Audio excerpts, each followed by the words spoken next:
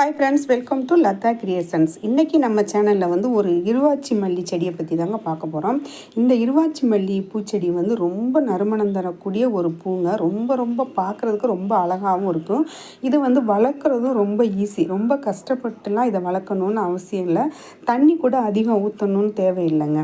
நீங்கள் தரையில் வச்சு வளர்க்குறவங்களா இருந்தால் ஒரு நாள் விட்டு ஒரு நாள் தண்ணி ஊற்றினா போதும். இதே தொட்டியில் வச்சு வளர்க்குறவங்களா இருந்தால் தினமும் ஒரு கப் அளவு ஊற்ற வேண்டியது இருக்கும். ரொம்ப அதிக தண்ணி இந்த பூக்களுக்கு செடிகளுக்கு தேவையில்லை. தண்ணி அதிகமாக ஊற்றினா பூக்கள் அதிகமும் தராது. அதனால் கொஞ்சம் காஞ்ச தன்மை வந்து காய விட்டு அதுக்கப்புறம் தான் கொஞ்சம் தண்ணி ஊற்றணும். அப்படித்தான் நம்ம வந்து இந்த மல்லி செடிகளை வளர்க்கணும். இதை வந்து பதிய போட்டு அந்த முறையிலையும் நம்ம இன்னொரு செடிகள் உருவாக்கலாம். அதே கட் பண்ணி வச்சு வேறு ஒரு பக்கெட்டில் மண்கலவை ரெடி பண்ணி அதுக்குள்ளே பதிச்சு வச்சும் நம்ம இன்னொரு செடிகளை உருவாக்கலாம். இந்த மாதிரி இந்த செடிகளை வச்சு நம்ம பல செடிகள் வந்து இந்த இருவாச்சி மல்லி செடிகள்லேருந்தே அதிக செடிகள் உருவாக்கி வளர்க்கலாம்.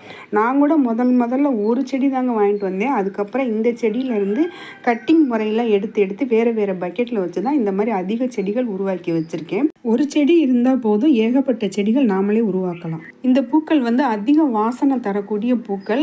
இந்த பூக்களில் எனக்கு தெரிஞ்சு 3 வெரைட்டி இருக்குது. ஒன்று ஒரு அடுக்கு பூக்கக்கூடியவை, ரெண்டாவது வந்து 3 அடுக்கு, இன்னொன்று மூணாவது வந்து 5 அடுக்கு பூக்கள் பூக்கக்கூடியதுங்க.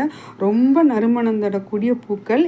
ரொம்ப ஈஸியான முறையில் பராமரிக்கக்கூடிய செடி வகையில் இதுவும் ஒன்றுங்க.